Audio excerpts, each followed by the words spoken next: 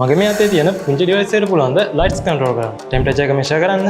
එහෙම නැත්නම් ඩෝ එකක් ඕපන් කරන්න. අපි ඒ වගේ කරන හැමදේම ඔටෝමේට් කරගන්න තිබ්බොත් පුදුමයි නේද? මේ හැමදේම කරන්න පුළුවන් මේ පුංචි ඩිවයිස් එකට. මේකට තමයි මයික්‍රෝ කන්ට්‍රෝලර් එක කියන්නේ.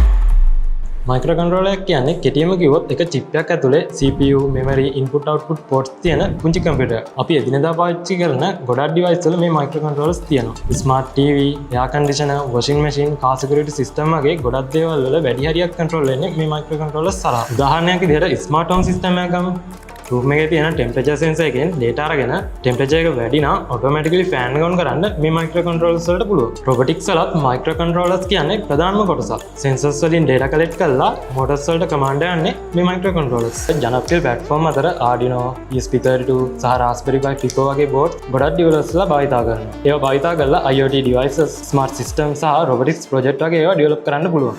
මට robotics සහ embedded system ගැන ඉගෙන ගන්න ගියාම තේරුනේ technologies වල ලොකු දේවල් පාලනය වෙන්නේ මේ වගේ චූටි චිප්ස් වලින් කියන.